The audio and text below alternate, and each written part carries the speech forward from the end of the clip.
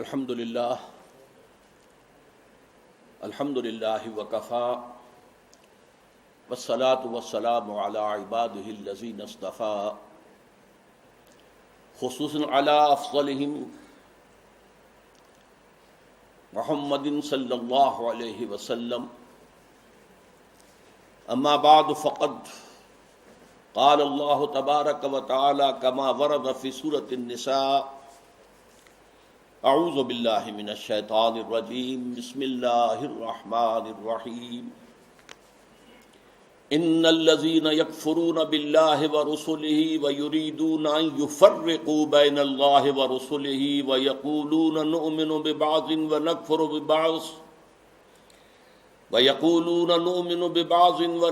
ببعض ویریدون ان یتخذوا بین ذلک سبیلا اولئک هم الکافرون حقا وَأَعْتَدْنَا لِلْكَافِرِينَ عَذَابًا مُهِينًا. صدق اللہ العظیم. وقال النبی صلی اللہ علیہ وسلم بدأ الاسلام غریبا وسيعود كما بدأ فطوبى للغرباء. رواہ احمد والترمذی وابن ماجہ والدارمی رحمہم اللہ. رب اشرح لي صدری ویسر لي امری واحلل عقدۃ من لسانی یفقہوا قولی. اللہم ربنا الہمنا رشدنا واعذنا من شرور انفسنا. اللہم ارنا الحق حقا وارزقنا اتباعہ وارنا الباطل باطلا وارزقنا اجتنابہ. آمین یا رب العالمین. معزز حاضرین اور محترم خواتین، السلام علیکم ورحمۃ اللہ وبرکاتہ. احادیث نبویہ میں علی صاحب الصلاۃ والسلام جس معین شخصیت کا ذکر ہے دجال اکبر کے عنوان سے، ابھی اس کا ظہور تو نہیں ہوا، اگرچہ شاید اب زیادہ دور بھی نہیں ہے، لیکن جیسے کہ انگریزی میں کہتے ہیں coming events cast their shadows before. جو آنے والے واقعات ہوتے ہیں مستقبل میں، ان کے سائے پہلے سے پڑنے شروع ہو جاتے ہیں. تو وہ دجال اکبر کب ظاہر ہوگا، کس شکل میں آئے گا، کہاں سے آئے گا، اس وقت اس سے بحث نہیں ہے. لیکن دجالیت، فتنہ دجال، وہ کئی صدیوں سے نہ صرف یہ کہ شروع ہو چکا ہے، بلکہ رفتہ رفتہ تدریجاً اس کے سائے گہرے سے گہرے تر ہوتے چلے جا رہے ہیں. اور یہ فتنہ اب میرے نزدیک اپنے آخری مرحلے میں داخل ہو گیا ہے. جیسا کہ سب کو معلوم ہے، کفر کی بھی بہت سی شکلیں ہیں، بہت سی صورتیں ہیں. مثلاً حضور کے زمانے میں ایک کفر تھا مشرکین کا، ایک کفر تھا اہل کتاب کا، ایک کفر تھا منافقین کا جو بظاہر مسلمان تھے بباطن کافر تھے. اسی طریقے سے شرک کی ہزاروں قسمیں، ہزاروں صورتیں، اس پر بڑی مفصل میری تقاریر موجود ہیں. حقیقت و اقسام شرک، اور اس موضوع پر ان کیسٹ سے اتار کر اب یہ سلسلہ مضامین میثاق میں شائع ہو رہا ہے. اسی طریقے سے دجالیت کے بھی بہت سے شیڈز ہیں، بہت سے مراحل ہیں. ان میں جو اس کی ایک خاص صورت ہے کہ جو اس کے آخری مرحلے میں سامنے آ رہی ہے، وہ ہے تفریق بین اللہ والرسل. اللہ اور اس کے رسولوں کے درمیان تفریق کرنا. اللہ کو مانیں گے لیکن رسول کو نہیں مانیں گے، یا مانیں گے تو اطاعت نہیں کریں گے، اتباع نہیں کریں گے، پیروی نہیں کریں گے. اس کے حوالے سے میں نے آج دو آیتیں تو آپ کو سنائی ہیں سورہ نساء کی، آیت نمبر 150، آیت نمبر 151. ان کا ترجمہ یہ ہے، ان الذین یکفرون باللہ ورسلہ، یقیناً وہ لوگ جو اللہ اور اس کے رسول کا کفر کرتے ہیں، وَيُرِيدُونَ أَن يُفَرِّقُوا بَيْنَ اللَّهِ وَرُسُلِهِ، اور چاہتے ہیں کہ اللہ اور اس کے رسولوں کے درمیان تفریق پیدا کر دیں، جدائی کر دیں۔ وَيَقُولُونَ، اور یہ کہتے ہیں، نُؤْمِنُ بِبَعْضٍ وَنَكْفُرُ بِبَعْضٍ، ایک کو ہم مانیں گے ایک کو نہیں مانیں گے، ایک کا پر ایمان رکھیں گے ایک کا کفر کریں گے۔ وَيُرِيدُونَ أَن يَتَّخِذُوا بَيْنَ ذَلِكَ سَبِيلًا، اور وہ چاہتے یہ ہیں کہ اس کے بین ایک راستہ اختیار کریں۔ اب جو فتویٰ ہے اللہ کا، فرمایا گیا اولئک ھم الکافرون حقا، یہ لوگ کٹر کافر ہیں، چاہے ایمان باللہ کا دعویٰ کرے، چاہے اللہ کی کتاب پر ایمان کا دعویٰ کرے، لیکن اگر رسول کا انکار ہو، رسول کی اطاعت کا انکار ہو، رسول کے اتباع کا انکار ہو تو یہ کفر ہے۔ اولئک ھم الکافرون حقا، جس میں کسی شک و شبہ کی گنجائش نہیں۔ وَأَعْتَدْنَا لِلْكَافِرِينَ عَذَابًا مُهِينًا، اور ایسے کافروں کے لیے ہم نے بہت عبرتناک، اہانت آمیز، ذلت ذلیل کن، رسوا کن عذاب تیار کر رکھا ہے۔ اس آیت کے بارے میں عام طور پر لوگوں کی جو رائے ہے وہ تفریق بین الرسل والانبیاء، اس کی طرف ذہن جاتا ہے، یعنی رسولوں میں سے بعض کو ماننا اور بعض کو نہ ماننا، یہ بھی کفر ہے، اور یہ قرآن مجید کے مستقل مضامین میں سے ہے۔ رسولوں کو بھی سب کو ماننا، اور ہمارا ایمان یہ ہے کہ جن رسولوں کا ذکر قرآن میں، نبیوں کا ذکر ہو گیا، ان کو تو ماننا ہے ہی، ان میں سے تو کسی ایک کا انکار سب کا انکار ہو جائے گا۔ اس کے علاوہ بھی ہمیں معلوم ہے کہ دنیا میں اور بہت سے نبی اور رسول آئے ہیں جن کا ذکر قرآن میں نہیں ہے۔ رسولا قد قصصناہم علیک من قبل ورسلا لم نقصصہم علیک، اے نبی ہم نے بہت سے رسول ایسے بھی ہیں جن کا ذکر آپ کے سامنے کیا ہے پہلے، اور ایسے بھی بہت سے ہیں جن کا ذکر نہیں کیا، لیکن اجمالاً ہم ان سب پر ایمان رکھتے ہیں، یہ ہمارا عقیدہ ہے۔ تعین کے ساتھ انہی کو مانیں گے جن کا ذکر قرآن میں ہوا۔ تو یہ تفریق بین الرسل کا معاملہ بھی قرآن مجید کا ایک مستقل مضمون ہے، جس کے لیے دو مثالیں میں آپ کے سامنے پیش کرتا ہوں۔ بقرہ کے آخر میں بھی، جو آخری سے پہلی آیت ہے، لاسٹ بٹ ون، اور سورہ بقرہ میں 16ویں رکوع کے آخر میں بھی یہ مضمون آیا ہے۔ 16ویں رکوع میں فرمایا گیا قولوا آمنا باللہ وما انزل الینا وما انزل الی ابراہیم واسماعیل واسحاق ویعقوب والاسباط وما اوتی موسیٰ وعیسیٰ وما اوتی النبیون من ربہم لا نفرق بین احد منہم۔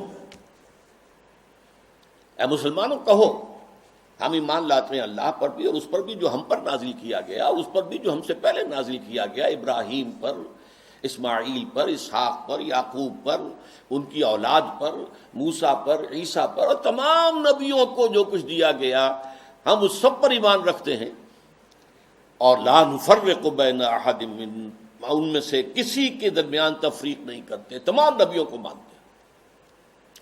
اسی طرح جو سورہ بقرہ کی آخری سے پہلی آیت ہے آمن الرسول بما انزل الیہ من ربہ والمؤمنون کل آمن باللہ وملائکتہ ورسلہ لا نفرق بین احد من رسلہ، ہم اس کے رسولوں میں سے، اللہ کے رسولوں میں سے کسی ایک کی بھی تفریق نہیں کرتے۔ تو تفریق بین الانبیاء والرسل بھی قرآن کا ایک مستقل موضوع ہے۔ اس مقام پر توجہ کی ضرورت ہے۔ یہاں اصلاً جو بات سامنے آ رہی ہے وہ یہ ہے تفریق بین اللہ والرسل، اللہ اور رسولوں کے درمیان تفریق کر دینا، اللہ کو ماننے کا دعویٰ کرنا لیکن رسولوں کو ماننے سے انکار کر دینا، یا ماننا تو اس کے اتباع اور اس کی اطاعت سے انکار کر دینا۔ یہ در حقیقت ایک اہم ترین جو ہے فتنہ اس وقت جو دجالیت کا سب سے بڑا سیلاب آ رہا ہے، اس کا اصل ہدف یہی ہے، اس کا گول تو یہ ہے کہ اسلامی تہذیب کے جو بچے کھچے اثرات رہ گئے ہیں ان کا صفایا کر دیا جائے، لیکن اس کا حربہ کیا ہے؟ اللہ اور اس کے رسول کے درمیان تفریق۔ اچھا، یہ تفریق جو ہے بین اللہ والرسل، اس کی ایک تاریخ میں آپ کے سامنے پہلے اجمالاً عرض کر دوں۔ آغاز اسلام میں سب سے پہلے اس کا اظہار ہوا ہے، مظاہرہ ہوا ہے یہود کی طرف سے۔ ہم اللہ کو مانتے ہیں، یوم آخر کو مانتے ہیں، ہمیں بھی مسلمان مانو، صاحب ایمان تسلیم کرو۔ یہ جو دوسرا رکوع ہے سورہ بقرہ کا، اس میں اگرچہ منافقین کا تذکرہ بھی ہے، لیکن یہاں اصلاً یہود کا ذکر ہے۔ وَمِنَ النَّاسِ مَن يَقُولُ آمَنَّا بِاللَّهِ وَبِالْيَوْمِ الْآخِرِ وَمَا هُم بِمُؤْمِنِينَ، لوگوں میں سے کچھ ایسے بھی ہیں جو کہتے ہیں ہم ایمان رکھتے ہیں اللہ پر بھی، یوم آخر پر بھی، لیکن وہ ہرگز مومن نہیں ہے۔ يُخَادِعُونَ اللَّهَ وَالَّذِينَ آمَنُوا وَمَا يَخْدَعُونَ إِلَّا أَنفُسَهُمْ وَمَا يَشْعُرُونَ فِي قُلُوبِهِم مَرَضٌ فَزَادَهُمُ اللَّهُ مَرَضًا وَلَهُمْ عَذَابٌ أَلِيمٌ بِمَا كَانُوا يَكْسِبُونَ۔ یہ لوگ جو ہیں کہہ تو رہے ہیں کہ ہم اللہ کو مانتے ہیں، آخرت کو مانتے ہیں، تو ہمیں مانو، صاحب ایمان مانو، مسلمان تسلیم کرو، لیکن وہ ہرگز مومن نہیں ہے۔ وہ دھوکہ دے رہے ہیں اہل ایمان کو، اور کوشش کرتے ہیں اللہ کو دھوکہ دینے کی، لیکن یہ کہ انہیں اندازہ نہیں ہے کہ وہ کیا کر رہے ہیں۔ لیکن صاف فرما دیا گیا کہ ان کے لیے عذاب مہین ہے، وَلَهُمْ عَذَابٌ عَلِيمٌ، دردناک عذاب۔ تو یہ یہود کی طرف سے دعوت تھا، اور خاص طور پر جو ابتدائی عہد تھا مدینہ کا، جس میں کہ 16-17 مہینے حضور نے بیت المقدس کی طرف رخ کر کے نماز پڑھی ہے، حضور نے اور صحابہ نے۔ اس وقت خاص طور پر ابھی یہودیوں کے کان کھڑے نہیں ہوئے تھے کہ یہ کوئی نیا دین آ گیا ہے، یا یہ کوئی نئی امت کی تاسیس ہو رہی ہے، یہ تو ہمارے ہی قبلے کو کی پیروی کر رہے ہیں۔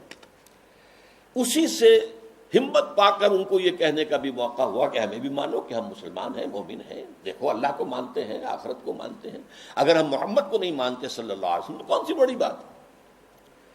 بہرحال قرآن مجید نے فتویٰ دے دیا کہ یہ کافر ہیں، مومن ہرگز نہیں ہے، دھوکہ دے رہے ہیں، ان کے دلوں میں ایک مرض ہے، تکبر ہے۔ کیوں نہیں مان رہے محمد کو صلی اللہ علیہ وسلم؟ تکبر، اور اس کی وجہ سے اللہ نے ان کے تکبر میں، ان کے مرض میں اضافہ کر دیا ہے۔ وَلَهُمْ عَذَابٌ عَلِيمٌ بِمَا كَانُوا يَكْسِبُونَ، اور ان کے لیے دردناک عذاب ہے، بسبب اس کے کہ جو جھوٹ وہ بول رہے ہیں۔ نمبر 2 پر منافقین نے جو شکل اختیار کی، وہ پورے زور دے کر کہتے تھے کہ ہم اے محمد آپ پر ایمان رکھتے ہیں، لیکن یہ کیا ضروری ہے کہ آپ کو ہر معاملے میں حکم تسلیم کریں، یہ کیا ضروری ہے کہ آپ کا ہر حکم بھی مانیں؟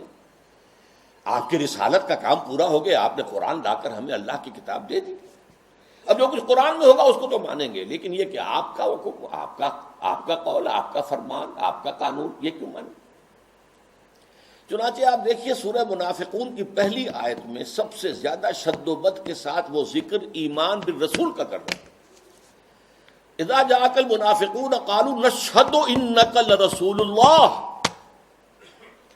اے نبی جب آپ کے پاس یہ منافق آتے ہیں اور کہتے ہیں کہ ہم گواہ ہیں کہ آپ اللہ کے رسول ہیں، واللہ یعلم انک لرسول، اور اللہ خوب جانتا ہے، اللہ سے بڑھ کر اور کس کو معلوم ہوگا کہ اے محمد آپ اللہ کے رسول ہیں صلی اللہ علیہ وسلم، واللہ یشہد ان المنافقین لکاذبون، لیکن اللہ تعالیٰ گواہی دیتا ہے کہ یہ منافقین جو ہیں یہ جھوٹ بول رہے ہیں، ان کا آپ کی نبوت و رسالت پر وہ ایمان نہیں ہے کہ جو ہونا چاہیے۔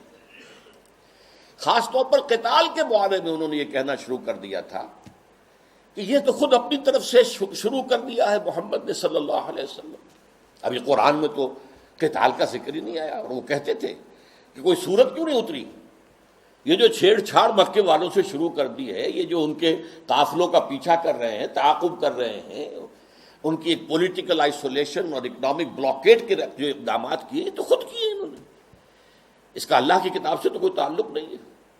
اسی پر سورہ محمد نازل ہوئی ہے صلی اللہ علیہ وسلم، لیکن یہ جو معاملہ ہے اس پر بھی فرما دیا گیا کہ یہ کفر ہے۔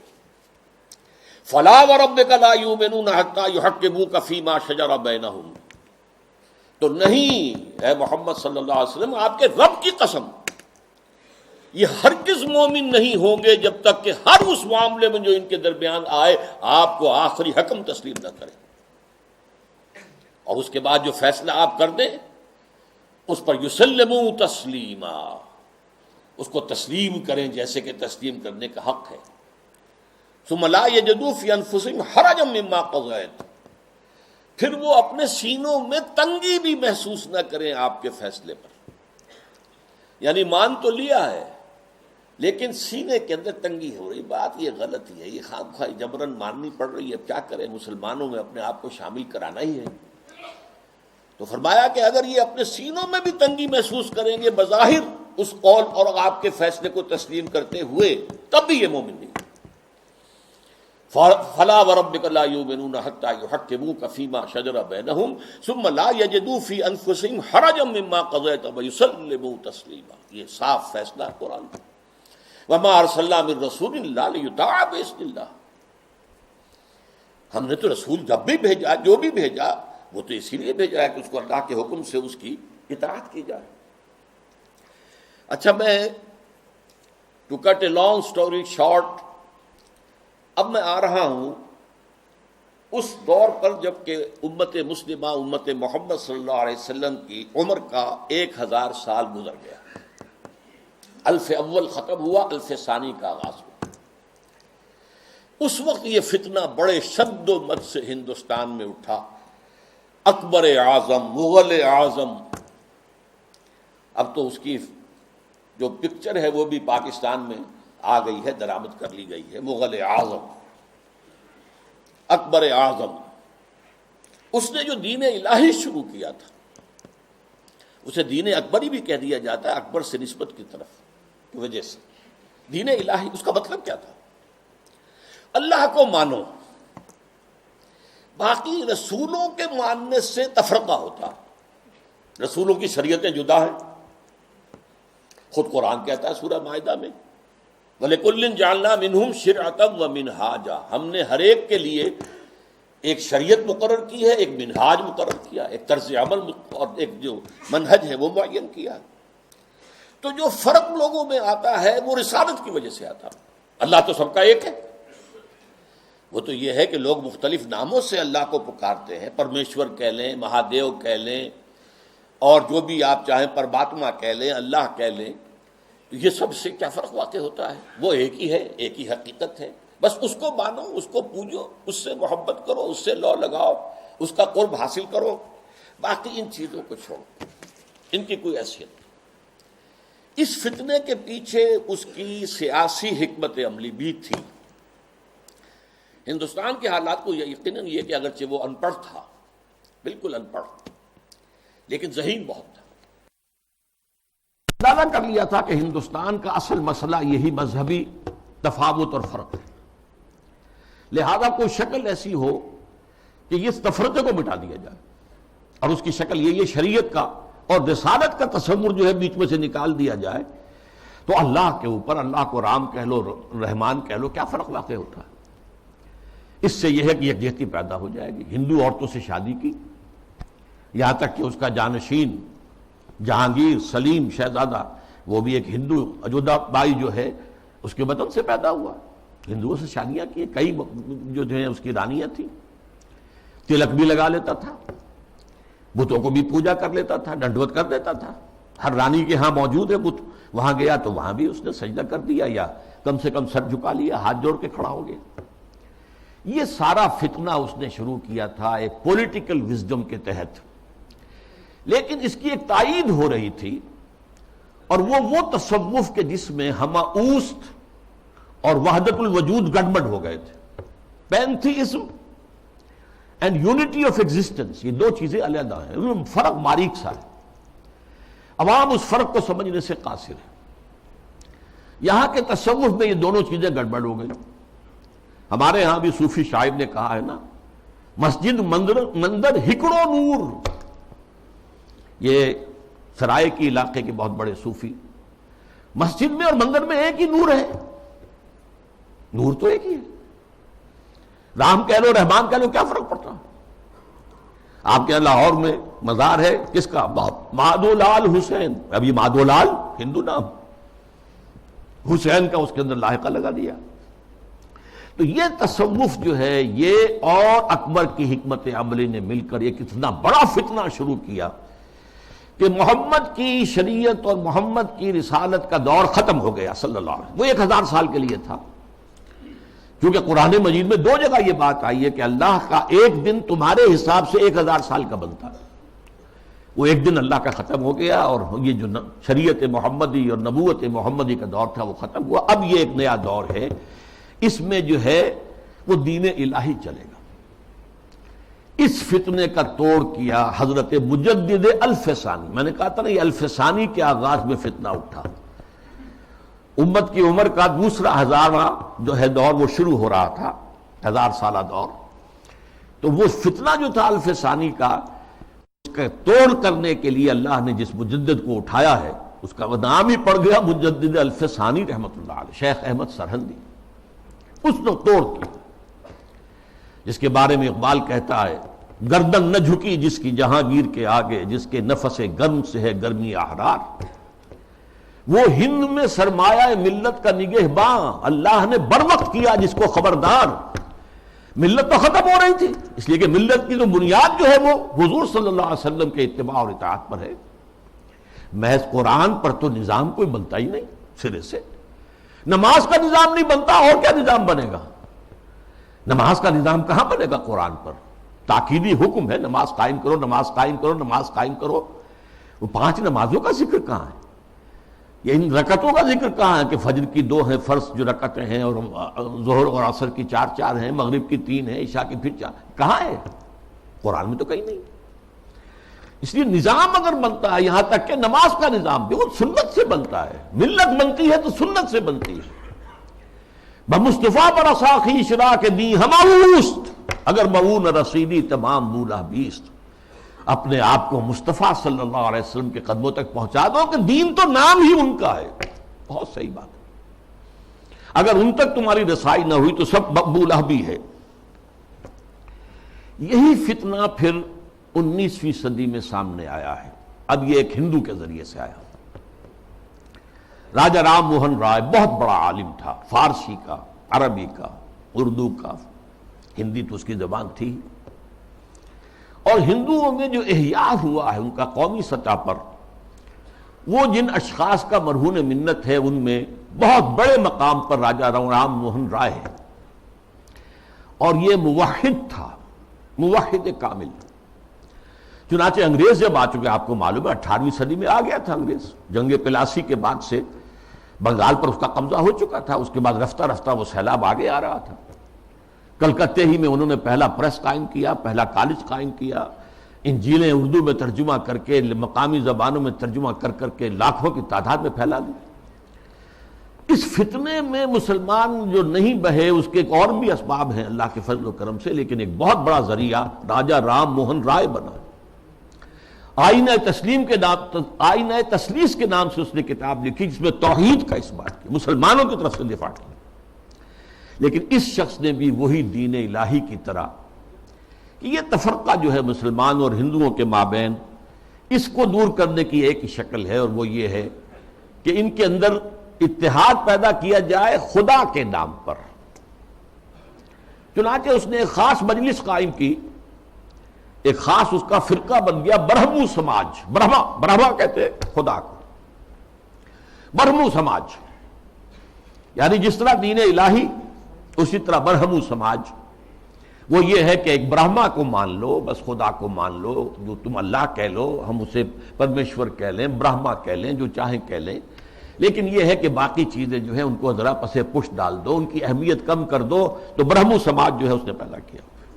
اس کا انتقال 1833 میں ہوا تھا. اس کو پھر 20ویں صدی میں تازہ کیا ہے گاندھی نے متحدہ قومیت کے لیے. اس کی بھی ایک سیاسی بصیرت تھی. انگریز کی غلامی سے نجات پانے کی کوئی صورت نہیں ہے جب تک کہ مسلمان اور ہندو متفق نہ ہو، متحد نہ ہو. اور ان کے اتحاد میں جو چیز حائل ہے وہ شریعت ہے، قانون ہے، تہذیب ہے مسلمانوں کی. تو جب تک ان کو گڈمٹ کر کے ایک ہاون دستے میں ڈال کر کوٹ کر پیس کر ایک نہ بنا دیا جائے تب تک یہ متحد نہیں ہو سکتے، اور جب تک یہ متحد نہیں ہوں گے آزادی نہیں ہو سکتی. اسی کی وجہ ہے کہ اس کی پرارتھنا جو ہوتی تھی صبح ہی صبح اس میں گیتا بھی پڑھی جاتی تھی، قرآن کی تلاوت بھی ہوتی تھی، گرو گرنتھ کو بھی پڑھ کے سنایا جاتا تھا، تاکہ معلوم ہو یہ سب ایک ہے بھائی، اس میں کیا فرق واقع ہوتا۔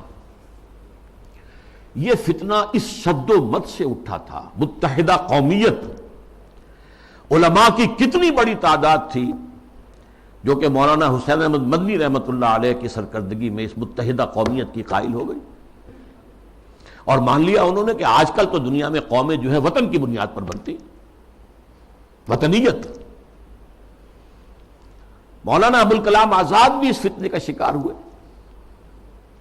اس فتنے کا توڑ کیا ہے جس شخص کو خصوصی نسبت تھی مجدد الفسانی سے رحمت اللہ علیہ، یعنی علامہ اقبال، کہ مسلمانوں کی قومیت کی بنیاد وطن نہیں ہے، مذہب ہے، اور مذہب جو ہے وہ نام ہے محمد صلی اللہ علیہ وسلم کے اطاعت اور اتباع کا۔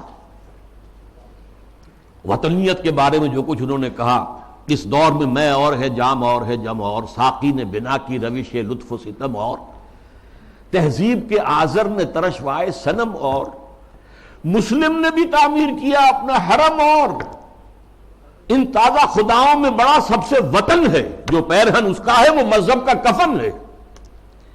یہ وہی بات جو مجدد الفسانی نے کہی تھی، اسی بات کو علامہ اقبال نے کہا ہے، اور ان کی بڑی گہری باہمی نسبت ہے۔ چوتھے نمبر پر پھر جب انگریز کا یہاں پر پورا تسلط ہو گیا 1857 کے بعد، تو فتنہ انکار حدیث پیدا ہوا، سنت رسول کا استخفاف۔ یہ چونکہ مغرب سے درآمد شدہ فلسفہ اور نظریات اور مغرب سے درآمد شدہ سائنس کے زیر اثر تھا، لہذا یہ فتنہ پورے عالم اسلام میں ہوا، اگرچہ اس کے مرکز دو بنے ہیں، ایک ہندوستان اور دوسرے مصر۔ مصر ثقافتی اعتبار سے عالم عرب کا امام، اور عجمی اسلام جو ہے اس میں سب سے اہمیت، سب سے بڑھ کر وہ ہندوستان کو تھی۔ تقریباً پوری دنیا کی جو مسلمانوں کی آبادی ہے اس کا تہائی ہندوستان میں ہوتا تھا، آج بھی ایسا ہی ہے۔ 40 کروڑ سے زائد جو ہیں وہ بھارت اور پاکستان اور بنگلہ دیش میں ہیں، 125 کروڑ کل جو ہے مسلمان، ایک تہائی تعداد تو یہاں ہوتی تھی، اور یہاں پہ ظاہر بات ہے کہ ثقافت کا بہت بڑا مرکز، علم کا۔ اس میں جو آغاز ہوا سر سید احمد خان سر خیل، اس کے بعد یہ کہ یہاں بھی علماء، اور علماء بھی جو اہل حدیث تھے، وہ اس کا شکار ہوئے۔ مولانا عبداللہ چکڑالوی، چکڑالہ یہ چکوال کے قریب ہے، وہاں کے بہت بڑے عالم اہل حدیث، وہ اسی فتنہ انکار حدیث میں مبتلا ہوئے، پھیلایا انہوں نے بڑے پیمانے پر۔ اسی طرح مولانا اسلم جہراج پوری یو پی کے، انہوں نے اس فتنے کو بھڑکایا، وہ بھی اہل حدیث سے مسلکن۔ اسی طریقے سے مولانا تمنا عبادی، نیاز فتح پوری، بہت عمدہ مضمون نگار، انشا پرداس۔ غلام جیلانی برق، اگرچہ اس کی آخر میں ہدایت ہو گئی، لیکن سب سے بڑھ کر یہ فتنہ جس شخص سے پھیلا ہے وہ غلام احمد پرویز۔ اس کا لکھنے کا اسلوب بھی بڑا اچھا تھا، دلکش تھا، تقریر کا اسلوب بھی بہت اچھا تھا اور دلکش تھا۔ اور یہ جان لیجئے فتنہ وہی شخص برپا کر سکتا ہے جس میں صلاحیت ہوتی ہے۔ عام آدمی کیا فتنہ برپا کرے گا، اور کرے گا تو پھیلائے گا کیسے؟ تحریر و تقریر سے فتنہ جو ہے وہ پھیلتا ہے، پروان چڑھتا ہے، اور ان دونوں چیزوں پر اس شخص کو بڑی دسترس حاصل تھی۔ دیکھیے یہ دو غلام احمد پنجاب نے پیدا کیے۔ غلام احمد قادیانی، اس نے ختم نبوت کی مہر توڑ دی، اجرائے وحی، اجرائے نبوت کا دعویٰ کر دیا۔ اور غلام احمد پرویز، اس نے اور دوسری اعتبار سے نبوت و رسالت کو زخم لگائے کہ نبی کی رسالت جو ہے وہ ٹھیک ہے ہم مانتے ہیں، لیکن نبی کی اطاعت اور اس کا اتباع یہ صرف ان کی زندگی تک تھا۔ یہ فتنہ جو ہے پرویزیت، یہ آج بھی جاری ہے۔ اس کے کچھ کیسٹس ہیں جو آج بھی پھیل رہے ہیں، نہ صرف پاکستان کے مختلف حصوں اور علاقوں میں، بلکہ اور باقی باہر کے ممالک کے اندر بھی چھوٹے چھوٹے جو ہیں ان کی جو بزم بنتی ہے، بزم طلوع اسلام جیسے یہاں پر ہوتی تھی، طلوع اسلام اس کا رسالہ تھا، تو ایسی بزمیں بنتی ہیں اور اس کے اندر لوگ جمع ہو کر اور یہ اس کے کیسٹ سنتے ہیں، اس کی تقریریں سنتے ہیں۔ یہ فتنہ کیا تھا، اس کو میں یہ چاہتا ہوں کہ give the devil his due, شیطان کو بھی جو اس کا حق ہے وہ دینا چاہیے۔ اس نے کبھی انکار نہیں کیا مطلقاً حدیث کا، بلکہ اس کا موقف اصل میں کیا وہ سمجھ لیجئے۔ نمبر 1، دائمی ہدایت اور دائمی قانون صرف قرآن کا ہے۔ سنت رسول کے حکم پر چلنا، قرآن میں جہاں بھی آیا ہے اطیعوا الرسول، اس سے مراد کیا ہے؟ اس وقت رسول امیر بھی تھے مسلمانوں کے، تو یہ اطاعت امیر کا ہے۔ وہ سربراہ مملکت بھی بن گئے مدینے میں، تو اطاعت جو ہے وہ حکمران کی ہے۔ اس اعتبار سے وہ مرکز ملت تھے، مرکز ملت کی اطاعت ہوگی۔ اب جب بھی کوئی اسلامی ریاست قائم ہوگی تو جو مرکز ملت ہوگا اس کی اطاعت ہوگی، اس سے حق حاصل ہوگا، وہ جو بھی حکم تسلیم کرے، جو حکم نہ تسلیم کرے۔ اس طرح گویا کہ رسالت محمدی اور نبوت محمدی اور شریعت محمدی اور سنت محمدی، اس کی اس نے گویا کہ عملاً نفی کر دی۔ انہوں نے کہا کہ ہم حدیثیں صرف وہی مانیں گے جو قرآن کے مطابق ہو۔ اچھا، کوئی شے قرآن کے مطابق ہے یا نہیں ہے کون طے کرے گا؟ ہم کریں گے۔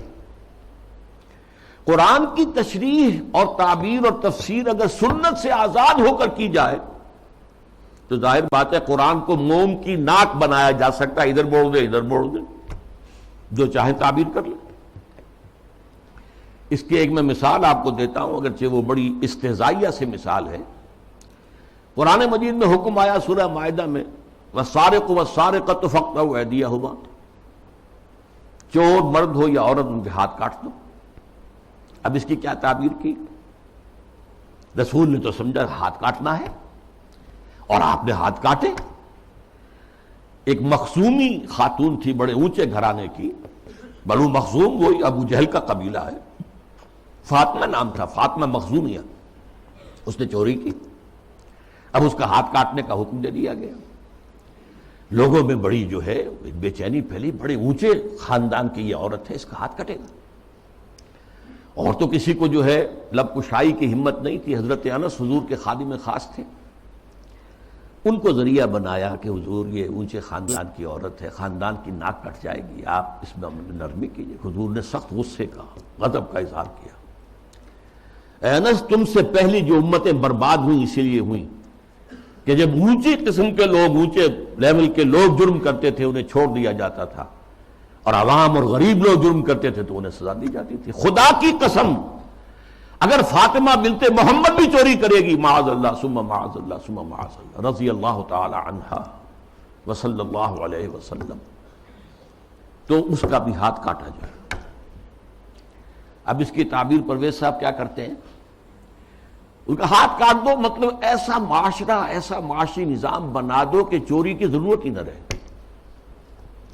جیسے محاورے میں کہتے ہیں نا، والدین کسی مسئلے میں اپنے بیٹے سے، بھائی تم نے تمہارے ہاتھ کاٹ دیے، یعنی یہ کہ تم نے تو ایسا قدم اٹھا لیا کہ اب ہم کچھ کر ہی نہیں سکتے۔ یہ گویا کہ اس محاورے پر لے آیا، ان کے ہاتھ کاٹ دو، یعنی ایسا ماحول پیدا کر دو، ایسا سوشلسٹ نظام برپا کر دو کہ جس میں ہر ایک شخص کی ضرورت پوری ہو رہی ہے تو کائے کو چوری کرے گا۔ یہ ہاتھ کاٹ دو کا مفہوم ہے، یہ نہیں ہے یہ تو مولویوں نے بنا لیا ہے، اور یہ غلط تصور ہے کہ ہاتھ کاٹے جائیں۔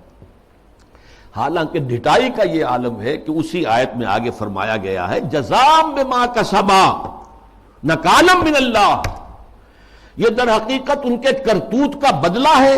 تو گویا کہ ان کے کرتوتوں کا بدلہ یہ ہے کہ ایسا نظام قائم کرو، یہ ان کے کرتوتوں کا بدلہ ہے۔ نکالن، اور عبرت ہے لوگوں کے لیے اللہ کی طرف سے۔ اللہ عبرت کیسے ہوگی؟ کیا اس اعلیٰ نظام سے عبرت پیدا ہوگی؟ قرآن مجید اپنی حفاظت کرتا ہے، لا یاتیہ الباطل من بین یدیہ ولا من خلفہ۔ قرآن مجید کے اوپر کوئی باطل حملہ آور نہیں ہو سکتا، نہ سامنے سے نہ پیچھے سے۔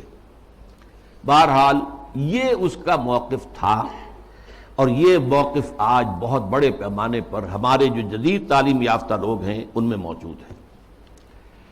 ان کے ہاں بھی یہ پہلا موقع تھا کہ درس قرآن کے نام سے محفل ہوتی تھی، اور وہ مخلوط محفل ہوتی تھی، مرد بھی اور خواتین اور نوجوان لڑکیاں بھی، اور وہ بے پردگی کے ساتھ۔ اب جو صورتحال ہے، یہ فتنہ جو ہے بہت شد و بد اور بہت بڑے پیمانے پر اور بڑی پشت پناہی کے ساتھ مغرب کے زیر اثر، اور دجال جو اس وقت ہے، دجاجلہ میں سے ایک بہت بڑا دجال جو ہے امریکہ، اور شخصی طور پر بش، اس کی ریشہ دوانی اور اس کی پشت پناہی اور اس کی تائید اور اس کی مدد سے جو فتنہ اٹھ رہا ہے، اس کا ہدف کیا ہے؟ اسلامی تہذیب کی بیخبری کرنا، اور اس کا حربہ کیا ہے؟ تفریق بین اللہ والرسل۔ اللہ کو مانو، قرآن کو مانو اور اس کی من مانی تعبیر کرو، رسولوں کو چھوڑو، رسول کی بات کو چھوڑو۔ وہ تھے تو اپنے وقت کے لیے تھے، ایک وقتی کلچر انہوں نے پیدا کر دیا تھا، ایک وقتی نظام پیدا کر دیا تھا، وہ لوگوں کی اس وقت کی ذہنی سطح کے مطابق تھا، اس وقت کے ماحول کے مطابق تھا، یہ کوئی مستقل اور دائمی شے نہیں۔ حربہ یہ ہے۔ اس ضمن میں اب میں ذرا تھوڑا سا تاریخی پس منظر بیان کروں۔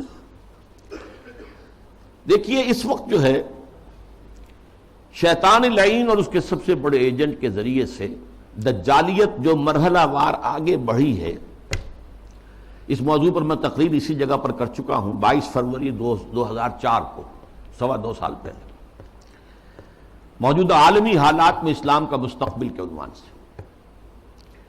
سب سے پہلی دجالیت جو آئی دنیا میں، وہ ریاست اور سیاست کے میدان میں آئی، سیکولرزم کے عنوان سے۔ مذہب کو، خدا کو، خدائی ہدایت کو، خدائی احکام کو، آسمانی ہدایت کو پرے کر دو ریاست سے۔ ریاست، قانون، یہ انسانوں کا کام ہے بنانا۔ ہیومن سوورنٹی، پاپولر سوورنٹی، عوام خود حاکم ہیں، وہ اپنے نمائندوں کے ذریعے سے جو چاہیں گے قانون بنائیں گے۔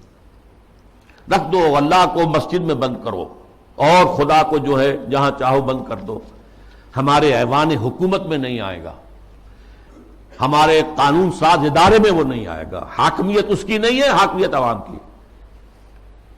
یہ دجالیت کا یہ سب سے بڑا وار، سب سے پہلا چیز ہی سب سے اہم بھی ہوتی ہے، اور یہ گلوبل ہو چکی ہے پوری دنیا میں، پوری دنیا۔ واقعہ یہ ہے کہ اللہ کے خلاف، خدا کے خلاف اس سے بڑی بغاوت آج تک نہیں ہوئی۔ اس سے پہلے کیا ہوتا تھا؟ ایک بڑے خدا کو ماننے کے ساتھ چھوٹے چھوٹے خدا بھی مان لیے، بس شرک ہوتا تھا۔ لیکن خدا کو اس طرح انسانی معاملات، اور خاص طور پر ظاہر بات ہے ریاست اور سیاست اور قانون، یہی تو سب سے بڑی چیزیں ہوتی، ان سے بے دخل کر دینا خدا کا، یہ اس دور میں ہوا۔ نمبر 2 دور آیا معیشت کا۔ معیشت کی بنیاد انٹرسٹ بیسڈ کیپٹلزم پر کر کے، آسمانی شریعتوں کے نزدیک سب سے بڑا گناہ جو ہے عمل میں، وہ سود ہے۔ عقائد میں شرک ناقابل معافی، ان اللہ لا یغفر ان یشرک بہ ویغفر ما دون ذلک لمن یشاء۔ اعمال میں سود، جس پر اللہ اس کے رسول کی طرف سے اعلان جنگ ہے، وہ سود مرکزی شے بن گیا معیشت کی۔ بینکنگ، انٹرسٹ، کیپٹلزم، یہ بھی گلوبل ہو چکا ہے فتنہ، پوری دنیا، مسلم غیر مسلم، مشرقی مغربی، سب ہر جگہ۔ اب تیسرا وار جو آ رہا ہے یا شروع ہو چکا ہے کافی بڑے پیمانے پر، اور مغرب اور اس کے زیر اثر جو دوسرے ممالک ہیں ان کے اندر تو وہی آ چکا ہے پورے طور پر۔ ابھی عالم اسلام میں پورے طور سے نہیں آیا ہے، جس کے لیے بڑی ایک منظم سازش کے ساتھ بڑی جد و جہد ہو رہی ہے۔ وہ کیا ہے؟ شرم و حیا، عفت و عصمت کے تصورات، اور ستر و حجاب کے قوانین اور ضابطوں کے خلاف، اس سے آزاد تہذیب اور معاشرت۔ جیسا کہ میں نے عرض کیا، یہ شرم و حیا، عصمت و عفت کے تصورات، کہ یہ بھی کوئی بڑی اعلیٰ قدر ہے، ستر و حجاب یہ بھی کوئی احکام ہے، ان سب کی نفی اسلامی تہذیب کو اس وقت سب سے بڑا چیلنج اس سے، اس لیے کہ یہ اسلامی تہذیب کا بنیادی نقطہ ہے، اہم ترین ہے۔ اس ضمن میں دیکھیے، سب سے پہلے امریکہ میں ان کے جو تھنک ٹینکس ہوتے ہیں، بڑے بڑے مفکر ہوتے ہیں، تھنکرز ہوتے ہیں، وہ چیزیں لکھتے ہیں اور وہ گویا کہ ایک طرح کی رہنمائی ہوتی ہے حکومت کے لیے۔ سیموئل پی ہنٹنگٹن نے لکھی کتاب، بلکہ مقالہ، تہذیبوں کا ٹکراؤ۔ اب ہمارا اصل معاملہ ہماری تہذیب کا مسلم تہذیب سے ٹکراؤ ہے، تہذیبوں کا ٹکراؤ، کلیش آف سویلائزیشنز، اور اس میں اس نے تجزیہ کیا۔ یہ چیزیں پہلے بھی بیان ہوئی ہیں، لیکن اس وقت ایک خاص موضوع کے تحت میں ترتیب کے ساتھ ان چیزوں کو لا رہا ہوں۔ اس نے کہا کہ ٹوائنبی نے کہا ہے کہ دنیا میں آج تک کل 20 تہذیبیں قائم ہوئیں، ان میں سے 12 تو مر چکی، ختم ہو گئی، نسیم منسیہ ہو گئی، 8 ابھی موجود ہیں۔ ایک ہماری مغربی تہذیب ہے، 7 اور ہیں۔ ان 7 میں سے بھی 5 تو ایسی ہیں جنہیں ہم آسانی سے ایسیمیلیٹ کر سکتے ہیں۔ انڈین سویلائزیشن آسانی سے ایسیمیلیٹ ہو گئی، وہی کلچر، وہی تہذیب، وہی بے پردگی، وہی اریانی پہلے بھی تھی اب بھی آ گئی، وہی ناچ گانا وہ پہلے بھی تھا اب اور زیادہ ہو گیا، لہذا تہذیبی ٹکراؤ وہاں تو ہے ہی نہیں۔ تو دو جو تہذیبیں ہیں وہ ہمارے لیے چیلنج ہیں، وہ لوہے کے چنے ہیں، انہیں چبانے میں وقت لگے گا۔ ایک مسلم سویلائزیشن اور ایک کنفیوشین سویلائزیشن۔ کنفیوشین سویلائزیشن کے بارے میں تو میں اس وقت نہیں سمجھا تھا کہ یہ کیا واقعی کوئی چین کے اندر یا اس کے آس پاس کے ممالک میں جو بدھ مت کے پیروکار شمار ہوتے ہیں، کوئی واقعی کوئی تہذیب کنفیوشس کے حوالے سے ہے۔ ابھی حال ہی میں نیوز ویک کا ایک پرچہ چھپا ہے جس کا مین مضمون تھا کنفیوشس کا احیاء، ریوائول۔ تو یہ ہو رہا ہے چین میں اس وقت۔ لیکن یہ کہ اصل ہمارا جو مطلب ہے اس وقت، ہمارا موضوع ہے وہ مسلم سویلائزیشن ہے۔ اس نے اسے بھی شمار کیا ہے کہ یہ بھی ہمارے لیے بہت بڑا چیلنج۔ اب ذرا اسلامی تہذیب کا ایک تاریخی جائزہ، شرم و حیا، عفت و عصمت اور ستر و حجاب کے احکام پر مبنی اسلامی تہذیب، اس کا ایک تاریخی جائزہ۔ دیکھیے نبی اکرم صلی اللہ علیہ وسلم نے فرمایا تھا، وہ حدیث میں نے شروع میں آپ کو سنائی ہے، بدأ الاسلام غریبا وسیعود کما بدا۔ اسلام کا آغاز جب ہوا ہے تو وہ بہت اجنبی سا تھا، نامانوس، لوگ سمجھتے نہیں تھے یہ کیا نئی باتیں ہیں۔ پھر اس کے بعد اسلام کے غلبے کا دور آ گیا، جب غالب ہو جائے تو سبھی دوست بن جاتے ہیں، جو بھی طاقتور ہے اس کو تو سبھی دوست ہیں، لہذا بہت سب لوگ جو ہیں اس کا علم لے کر کھڑے ہو گئے۔ لیکن ان قریب اسلام غریب ہو جائے گا، پھر اجنبی ہو جائے گا۔ تو جو لوگ اسلام کی اجنبیت میں اس کا ساتھ دیں اور خود بھی اجنبی ہو جائیں، ان کے لیے مبارکباد ہے، تہنیت ہے کہ وہ زمانے کا ساتھ نہ دیں، اسلام کا ساتھ دیں۔ چاہے کہا جائے کہ یہ بڑے فنڈامنٹلسٹ ہیں، یہ بڑے کٹ ملا ہیں، یہ بڑے دقیانوسی ہیں، یہ بڑے تنگ نظر ہیں، یہ بڑے رجت پسند ہیں، جو چاہے کہیں، لیکن جو اسلام کے ساتھ چمٹے رہیں گے ان کے لیے فطوبیٰ للغرباء۔ اب اس کا تاریخی تجزیہ کیا ہے؟ دیکھیے، اسلام پر اجنبیت کا پہلا پردہ یا پہلا سایہ تو پڑ گیا خلافت راشدہ کے فوراً بعد۔ حکومت و ریاست کے میدان میں امرہم شورا بینہم کے بعد ختم ہوئی اور ملوکیت، شہنشاہیت کا آغاز ہو گیا۔ اب اس کی تفصیل میں اس وقت نہیں جاؤں گا۔ بنو امیہ، بنو عباس، پھر اس کے بعد جو بادشاہتیں بنی، مغلوں کی حکومت، صفویوں کی حکومت، ترکوں کی حکومتیں، تو یہ تھی، یہ وہاں پر وہ خلافت کی بنیادی بات یہ نہیں تھی کہ چنو اپنے میں سے بہترین کو اور پھر اس کا حوالے کرو۔ ان اللہ یامرکم ان تؤدوا الامانات الی اہلہا، جو اہل ہو ان کے ذمہ داریاں جو ہیں ان کے ذمہ لگاؤ۔ اس کو ختم کر دیا گیا۔ اب جس کی لاٹھی اس کی بھینس، بنی امیہ کی طاقت زیادہ ہے، عصبیت شدید ہے، لہذا وہ آئے، انہوں نے حکومت قائم کر لی۔ تو یہ پہلا دور تھا اجنبیت کا، پہلا پردہ پڑا اسلام پر۔ دوسرا پردہ کچھ عرصے کے بعد جب ملوکیت نے خوب پنجے گاڑ لیے، مضبوطی ہو گئی اور ملوکیت شہنشاہیت میں تبدیل ہو گئی، یہ دور بنو عباس ہے۔ اس میں معیشت کے میدان میں بھی آ گیا معاملہ۔ ایک طرف جاگیرداری جو ملوکیت کی بنیاد ہوتی ہے، ہر جگہ مشرق و مغرب میں شہنشاہیت اور بادشاہیت میں آپ کو جاگیرداری ملے گی۔ جاگیردار ہوتے 30,000 منصبدار، 20,000 منصبدار، ان پر حکومت قائم ہوتی اور ان کے لیے ضروری ہے مزارعت۔ آپ نے بہت بڑی جاگیر دے دی ہے، لیکن کیا وہ شخص خود کاشت کر لے گا؟ وہ تو کسی کو بٹائی پر کاشت کے لیے دے گا نا۔ یہ زمین کا سود ہے جو سب سے پہلے اسلام میں داخل ہوا، جس کو حرام مطلق قرار دیتے ہیں امام ابو حنیفہ بھی رحمۃ اللہ علیہ، جو اصحاب الرائے کے سر خیل ہیں، امام ہیں، اور امام مالک بھی رحمۃ اللہ علیہ جو اصحاب الحدیث کے سر خیل ہیں اور سب سے بڑے ان کے نمایاں ہیں۔ لیکن یہ شام اور پھر بیع معجل، بیع مرابحہ کے عنوان سے نقد کے معاملے میں بھی جو ہے، کرنسی کے معاملے میں بھی وہ ایک سود کی ہلکی سی شکل داخل ہے۔ یہ دوسرا دجالیت کا دور پوری دنیا میں بھی آیا، بینکنگ، انٹرسٹ بیسڈ کیپٹلزم، اور کچھ اسلامی ممالک کے اندر بھی، جیسا کہ میں نے عرض کیا کہ اس راستے سے چور دروازوں سے داخل ہوا۔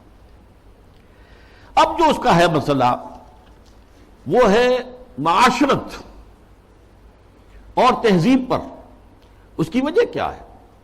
اس تمام دور میں مسلمانوں کی تہذیب، ان کا طرز بود و باش، ان کی معاشرت اور ان کا عائلی نظام، ان کا خاندانی نظام، ان کے عائلی قوانین انٹیکٹ رہے۔ چاہے دور ملوکیت جو ہے بنو امیہ کا تھا، وہ دور ملوکیت بنو عباس کا تھا، اور چاہے اور دوسرے بادشاہوں کے دور تھے، اس میں جہاں ریاست اور سیاست کی سطح پر جو ہے وہ پردہ پڑ گیا، پھر معیشت کے معاملے میں بھی پردہ پڑ گیا، تہذیب وہی رہی، وہی تہذیب، وہی مشرق سے مغرب تک مسلمانوں کی معاشرت، عائلی قوانین سب وہی رہے، جو کہ تو رہے۔ مسلم کلچر وجود میں آیا ہے، چنانچہ مسلم آرکیٹیکچر وجود میں آیا۔ یہ مورش آرکیٹیکچر جو ہے دنیا میں مشہور ہوا، اسپین کے اندر خاص طور پر مکان بنانے کا ایک خاص انداز، زنان خانہ علیحدہ ہے، مردانہ علیحدہ ہے، پہلے مردانہ ہے، پھر اس کے بعد ڈیوری آئے گی اور زنانہ جو ہے وہ حصہ شروع ہوگا۔ باہر سے جو آئے گا وہ یہاں بیٹھے گا، مردانے میں قیام کرے گا۔ زنان خانے کے اندر جو ہے وہ تو صرف محرم جائیں گے اور کوئی نہیں جا سکتا۔ اس تہذیب کی بنیاد، وہ جو اسلامی تہذیب تھی، اس پر، اسی پر آرٹ مسلمانوں کا قائم ہوا۔ خطاطی دنیا میں بہت بڑا آرٹ بن گیا، بہت بڑا آرٹ، ہاتھ سے، منہ قلم سے جو آرٹ پیدا کیا جاتا ہے وہ خطاطی کی شکل میں آیا، یا عام مظاہر فطرت کی نقاشی۔ تو یہ ہے جو میری بات ہے وہ سمجھ لیجئے کہ تہذیب میں فرق نہیں آیا، عائلی نظام میں فرق نہیں آیا، معاشرتی اقدار میں فرق نہیں آیا، چاہے سیاسی اور معاشی اعتبار سے دجالیت جو ہے مختلف ادوار سے گزر کر آ گئی۔ اب ظاہر بات ہے کہ دجالیت کا آخری حملہ جو ہے وہ اس تہذیب پر ہے۔ چادر اور چار دیواری کا جو حصار ہے، قلعہ ہے، اس کو توڑ دو، منہدم کر دو، مخلوط معاشرت قائم کرو، بے پردگی، عریانی، فحاشی اور مخلوط معاشرت جو ہے اس کو عام کرو، فروغ دو، پھیلاؤ۔ آزاد شہوت رانی، اس کو فروغ دو، جس کے نتیجے میں شادی کا مقدس جو ایک بندھن ہے اس کی حیثیت ختم ہو جائے۔ جیسا کہ آپ کو معلوم ہے ویسٹ میں اب یہ شادی بیاہ جو ہے وہ تقریباً، یعنی یوں سمجھیے کہ مفقود ہونے والی بات ہے۔ وی آر لیونگ ٹوگیدر، مرد اور عورت ساتھ ہم رہ رہے ہیں، لیکن ہم شادی شدہ نہیں ہیں، وی آر ناٹ میریڈ، اولاد ہو رہی ہے۔ بش نے کئی دفعہ واعظ کہا ہے شادی کرو، شادی کرو، شادی کرو۔ کیوں کہہ رہا ہے؟ اس لیے کہ وہاں تو شادی کوئی کرتا ہی نہیں۔ عائلی قوانین ایسے غیر فطری ہیں کہ کوئی مرد اس کو گوارا نہیں کرتا کہ وہ شادی کے بندھن میں بندھے اور قانونی طور پر اتنی زد میں آ جائے ان قوانین کے۔ وی آر لیونگ ٹوگیدر، بات ہو گیا، علیحدہ ہو گیا، سیپریٹ ہو گئے، تو اس سے کوئی کسی کو قانونی ذمہ داری نہیں ہے مرد کے اوپر۔ خاندانی نظام کی بے کنی، یہ ہے جو آخری حملہ ہے دجال کا، اور یہ حملہ جیسا کہ میں آپ سے کہتا ہوں کہ دنیا میں کہہ چکا ہوں، دنیا کے بہت بڑے حصے میں تو پورے طور پر آ چکا ہے۔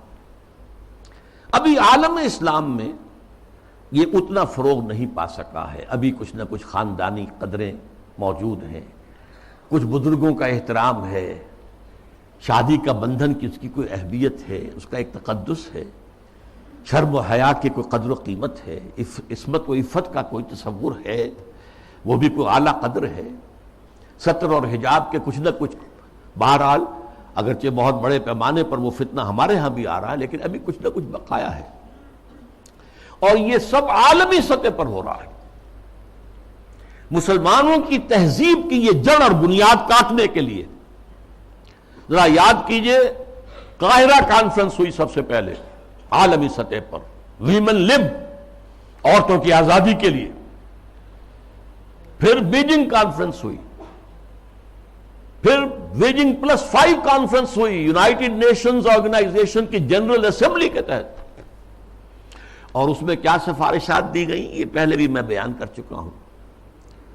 نمبر 1، ہومو سیکسولیٹی کو کوئی عیب نہ سمجھا جائے، یہ بھی انسان کا ایک طبعی تقاضا ہے، مرد مرد سے، عورت عورت سے شہوت رانی کرے، یہاں تک کہ مرد اور مرد کی شادی اور عورت کی شادی، ایک مرد جو ہے وہ شوہر ہے، دوسرا مرد بیوی ہے، ایک عورت شوہر کے درجے میں ہے، دوسری عورت بیوی کے درجے میں۔ اسی طریقے سے یہ جو تم کہتے ہو عصمت فروش عورتوں کو پروسٹیٹیوٹس، یہ بڑا گندا لفظ استعمال کرتے ہو، ان کو اس کو بھی اس کا احترام ہونا چاہیے، وہ بھی ایک پیشہ ہے، ایک محنت ہے، لہذا انہیں کہو سیکس ورکرز، محنت کش، جنس کی بنیاد پر محنت کرنے والیاں۔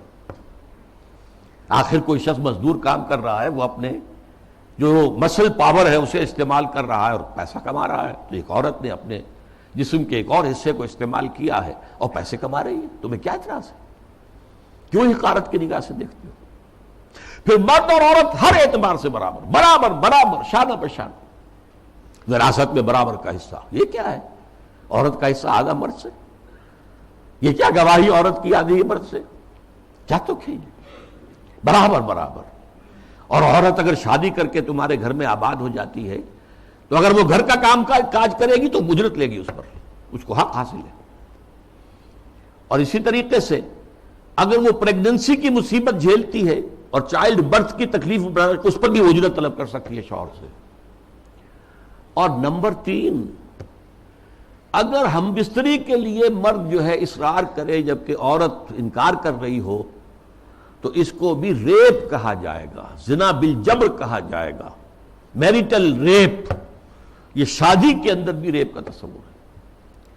یہ ہیں وہ چیزیں جو آج عالمی سطح پر بے پردگی، فحاشی، یہ تو یوں سمجھیے کہ اب بڑی پیچھے رہ گئی باتیں، جو میں نے باتیں آپ کو بتائی ہیں، یہ یونائٹڈ نیشنز کی جنرل اسمبلی کی سفارشات میں شامل۔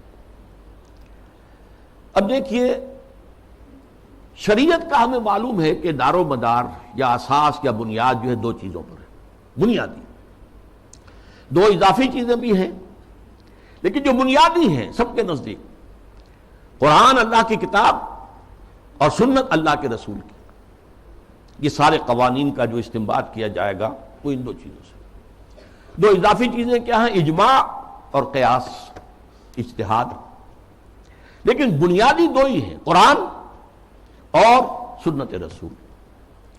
لیکن خاص طور پر جب تہذیب کا معاملہ آتا ہے، تہذیب کے معاملے میں قرآن، سنت رسول، اور سب سے اہم ہے رسول سے محبت، رسول کی تعظیم، وہ مرکز ملت ہے دائم اور قائم ہمیشہ کے لیے۔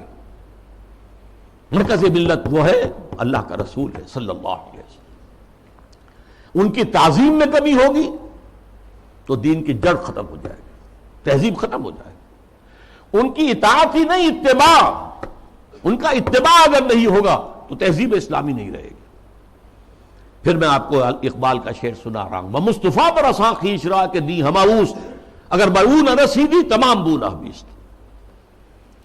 یہی وجہ ہے، دیکھیے ویسے تو یہ مضامین سورہ حجرات کے درس میں نے تفصیل سے بیان کیے، مرکزی شخصیت جو ہے ہمیشہ کے لیے امت مسلمہ کے اندر، باقی چھوٹی چھوٹی قیادتیں ادھر ادھر، کوئی پاکستان میں قائد اعظم بن گیا، کوئی بونگ بندو بن گیا، کوئی اور جو ہے وہ کارنو جو ہے وہ لیڈر بن گیا، یہ ہے سب، لیکن اصل لیڈر، اصل شخصیت، مرکزی شخصیت پورے عالم اسلام کے اندر وہ محمد رسول اللہ کے صلی اللہ علیہ وسلم۔ ان سے محبت، ان کی تعظیم، سوء ادب بھی نہ ہو جائے، ان کی آواز سے اوپر اپنی آواز کہیں کر دو گے تو سارے اعمال ہبط ہو جائیں گے۔ یا ایھا الذین آمنوا لا ترفعوا اصواتکم فوق صوت النبی ولا تجهروا له بالقول كجهر بعضكم لبعض ان تحبط اعمالكم وانتم لا تشعرون۔ میں تفصیل سے عرض کرتا رہا ہوں کہ صحابہ کے دور میں تو مطلب تھا حضور کی آواز سے اونچی آواز کر کے بات کرنا، اب کیا ہے؟ حضور کی بات کے مقابلے میں اپنی بات لانا۔ حضور نے تو یہ کہا لیکن میری رائے ہے، واہ، اگر آپ نے مان لیا کہ حضور نے یہ فرمایا ہے تو پھر آپ کون ہیں؟ یہ تمام اعمال صالحہ، ساری تمہارے کرتوت جو بھی تم نے کمائی کی ہے سب ضائع ہو جائیں گے، تمہیں پتہ بھی نہیں چلے گا۔ بھائی میں نے کوئی گناہ کبیرہ تو نہیں کیا، میں نے کوئی اور نہ زنا کیا، نہ شراب پی ہے، نہ کچھ اور کیا ہے۔ انتم لا تشعرون، تمہیں شعور بھی نہیں ہوگا، اور تمہاری ساری جو بھی اب تک کی کارگزاری ہے، تمہارے اعمال ہیں، وہ سب ہبط ہو جائے۔ اب دیکھیے اس پر ٹو پرونگڈ حملہ ہو رہا ہے مغرب سے۔ نمبر ایک، محمد صلی اللہ علیہ وسلم کی شخصیت کو مجروح کر دو۔ یہ کام پہلے بھی ہوا ہے، لیکن یہ بڑے مصنفین کی کتابوں میں ہوا، بڑے محدود پیمانے پر ہوا۔ اب جو ہوا ہے آپ نے دیکھا توہین رسالت کا معاملہ، اور جتنے بڑے پیمانے پر حضور کے کارٹون بنا کر شائع کیے گئے، انہوں نے دیکھ لیا ہے، ٹھیک ہے، عالم اسلام کا رد عمل کیا ہے؟ کوئی جلوس نکل آئے، کوئی توڑ پھوڑ ہو گئی، کوئی اپنا ہی بگاڑا، ہمارا کیا بگاڑا؟ اس اعتبار سے غور طلب بات یہ ہے، ایک بار جو ہے کاری کیا ہے انہوں نے اور دیکھ لیا ہے کہ ہے کوئی تھوڑے سے لوگ ہیں، کوئی دقیانوسی ہیں، کوئی جذباتی ہیں، ویسے بھی وہ لوگ عام طور پر ان پڑھ ہیں یا مولوی ملاٹے ہیں، بس ان کا اثر انہوں نے قبول کیا ہے۔ کسی حکومت نے کوئی قدم اٹھایا؟ کس نے نہیں۔ حضور کی شخصیت کو بس کر، اس کا ایک بہت بڑا مظاہرہ یورپ کے کتنے اخبارات نے وہ شائع کر دی، اور کسی طرف سے کوئی معذرت نہیں۔ اور دوسرا معاملہ یہی ہے کہ حدیث کا استخفاف کرو، اور سنت رسول جو ہے وہ اس کی حجیت کو ختم کر دو۔ اب دیکھیے اس پر جو ہے تفریق بین اللہ والرسل، اس کی پشت پر پورا عالم مغرب ہے، یہودی بھی، عیسائی بھی، اور سب سے بڑھ کر عالمی میڈیا، اس سے بھی بڑھ کر civil supreme power on earth, the United States of America, وہ اس کی پشت پر ارب ہا ارب ڈالر خرچ کیے جا رہے ہیں این جی اوز پر، اور ان این جی اوز کا کام کیا ہے؟ مسلم تہذیب کی بیخ کا نہیں۔ یہ جو ہنٹنگٹن نے کہا ہے کہ یہ ذرا لوہے کا چنا ہے، اس کو چبانے کے لیے ذرا لوہے والے دانت ہی چاہیے، ان الحدید بالحدید یفلح، لوہے کو تو لوہا ہی کاٹ سکتا ہے۔ نظام تعلیم کے اندر بنیادی تبدیلیاں کر دی گئی۔ پھر آغا خان فاؤنڈیشن کو امتحانات اور نصاب وغیرہ کا معاملہ ان کے حوالے کر دیا گیا۔ یہ سارا کیا ہے؟ یہ امریکہ اور دوسری طرف عالم اسلام میں جو اس کے پٹھو بیٹھے ہوئے حکمران، پوڈلز، روشن خیالی کے نام سے اور اعتدال پسندی کے نام سے جو پرچار ہو رہا ہے، جو ایوان صدر سے پرچار ہوتا ہے، حکومت کی سطحوں پر، مختلف سطحوں پر پرچار ہو رہا ہے، اور سب سے زیادہ یہ کہ اب میڈیا کے اوپر جو پرچار ہو رہا ہے اور میڈیا کی جو پہنچ ہے اس کا آپ اندازہ کیجیے۔ اس کے ضمن میں خاص طور پر میں آپ سے ذکر کر دوں، جس طرح ہنٹنگٹن کا ذکر آیا ہے، ایسے ہی رینڈ کارپوریشن کی سفارشات چند مہینے پہلے وہ آئی یہ سب سے بڑا ٹاپ کا تھنک ٹینک ہے امریکہ کا. اس نے تجزیہ کیا ہے، اپنے لوگوں کو بتایا، اپنی حکومت کو بتایا ہے کہ مسلمان سب ایک جیسے نہیں ہیں، مسلمان 4 طرح کے ہیں. نمبر 1 ہے فنڈامنٹلسٹ، جو اسلام کو صرف ایک مذہب نہیں سمجھتے بلکہ ایک سیاسی، معاشی اور سماجی نظام بھی سمجھتے. ان سے تو ہماری جنگ ہے، ان سے ہماری دشمنی ہے، انہیں ہر قیمت پر ختم کرنا ہی کرنا ہے. یہ فنڈامنٹلسٹ ہے. نمبر 2 پر ٹریڈیشنلسٹ ہیں، روایت پسند علماء، ان کے مدرسے ہیں، قال اللہ قال رسول ہے، انہیں نظام سے کوئی بحث نہیں ہوتی. تو یہ فی نفس ہی تو یہ کوئی خطرناک نہیں ہے، لیکن اگر کہیں یہ فنڈامنٹلسٹ کے ساتھ مل جائے تو بہت خطرناک ہے. اس کی وجہ کیا ہے کہ انہیں جو ایکسپوژر حاصل ہوتا ہے، ہر جمعے کو لوگ آ رہے ہیں کھچے ہوئے، کچے دھاگے سے بندھے ہوئے آ رہے ہیں، اور وہاں پر ان کو جلسہ مل گیا، گفتگو ہو رہی ہے. کوئی اور جماعت جو ہے، کوئی سیاسی جماعت چھوٹا سا جلسہ بھی کرے گی تو کتنے کھکیڑ بول لے گی، پوسٹر شائع کرے گی، کوئی ڈنڈورا پیٹے گی، کچھ اور کرے گی، اشتہار اخبارات میں دے گی. یہاں جو ہے کہ خود بخود ہو رہا ہے، کچے دھاگے سے بندھے آئیں گے سرکار میں. اور اکثر مسلمان آتے ہیں تو نہا دھو کر اچھے کپڑے پہن کر آتے ہیں تاکہ ایک اچھے ماحول میں خوشبو لگا کر آؤ، تاکہ اچھا ماحول ہو، پسینے کی بدبوؤں سے طبیعت منغص نہ ہو جائیں. تو یہ ٹریڈیشنلسٹ جو ہے ان کا ایکسپوژر بہت بڑا ہے. اگر یہ فنڈامنٹل کے ساتھ مل جائے تو بہت خطرناک ہے. پھر انہوں نے اس پر مشورہ بھی دیا، ان کو ان کے باہمی مسلکانہ اور مذہبانہ جو اختلافات ہیں ان کے اندر لگائے رکھو، بھڑکاؤ ان کو تاکہ اور ادھر ادھر نہ دیکھ سکے. تیسرے نمبر پر اس نے کہا کہ ماڈرنسٹ ہے، ایسے دانشور ہیں کہ جو اسلام کی تعبیر ایسی کر رہے ہیں اسلامی تہذیب کی کہ جو ہماری تہذیب کے ساتھ کمپیٹیبل ہے، جڑ جاتی ہے، مل جاتی ہے، وہ ہماری تہذیب کے لیے کوئی چیلنج نہیں رہتی، وہ تعبیر. یہ جو ماڈرنسٹ دانشور ہیں ان کی ضرورت ہے کہ ان کو سپورٹ کیا جائے، ان کی مدد کی جائے، اور خاص طور پر الیکٹرانک میڈیا میں ان کو ایکسپوژر دیا جائے. یہ نوٹ کیجئے، یہ ساری چیزیں جو ہو رہی ہیں، ڈانڈے کہاں مل رہے ہیں، کہاں سے آ رہی ہیں ہدایات، کس کی طرف سے پالیسی لائنز جو ہے فکس کی گئی ہیں. میڈیا پر ان کو ایکسپوژر دیا جائے، اس لیے کہ ظاہر بات ہے مسجد میں تو کوئی ان کی بات سنے گا نہیں، کون کھڑا ہونے دے گا ان کو ممبر پر. لہذا ان کے لیے ذریعہ جو ہے اس سے کہیں زیادہ وسیع اب ذریعہ ہمارے پاس میڈیا کا ہے، اس پر ایکسپوژر دو. چوتھے انہوں نے کہا کہ مسلمانوں میں بھی بڑی تعداد ہے جو خالص سیکولر ہو چکے ہیں، وہ تو ہمارے ہیں ہی ہیں. وہ سمجھتے ہیں کہ یہ نماز روزہ ہے تو بس انفرادی مسئلہ ہے، کوئی کرے نہ کرے، لیکن یہ ہے کہ اس کا ریاست سے، حکومت سے، قانون سے، تہذیب سے، تمدن سے کوئی راستہ نہیں. تو یہ 4 کیٹیگریز میں سے یہ 2+2 ہو گئے. ماڈرنسٹ اور سیکولرسٹ تو ہمارے ساتھی ہیں، اور یہ فنڈامنٹلسٹ اور ٹریڈیشنلسٹ انہیں ٹیکل کرنا پڑے گا.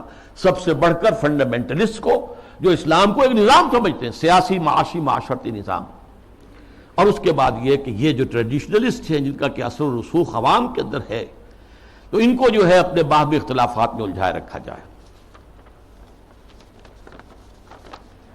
اب میں چند مثالیں آپ کے سامنے پیش کر رہا ہوں اس کے جو مظاہر ہیں. ظاہر بات ہے کہ وہ تو مثالیں تو بے شمار ہو سکتی ہیں، لیکن اس وقت میں چند مثالیں دوں گا. دیگ کا چند چاول بتا دیتے ہیں کہ دیگ کا کیا حال ہے. ہمارے ہاں کے ایک بڑے ابھرتے ہوئے دانشور ہیں، انہیں اب بڑا مقام حاصل ہو گیا ہے، میڈیا میں بھی، سرکاری معاملات میں بھی، کونسل آف اسلامک آئیڈیالوجی میں، اور اسی طرح کے ایک اور دانشور ہیں کہ جنہیں بٹھا دیا گیا ہے سپریم کورٹ کی شریعت اپیلیٹ بینچ میں، وغیرہ وغیرہ.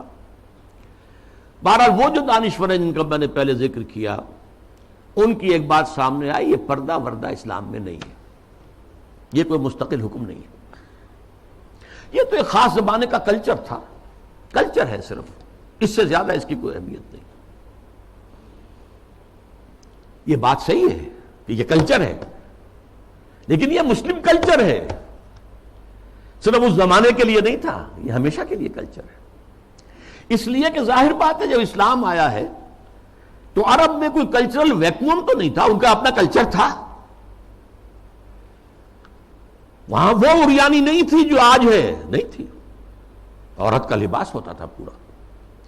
باہر نکلتے ہوئے عورتیں اس دور جاہلیت میں بھی چادر لیتی تھیں، صرف یہ کہ چہرہ کھلا رہتا تھا۔ چادر جسے جلباب کہا جاتا ہے، بڑی سی چادر جس میں وہ لپٹ کر نکلتی تھی باہر۔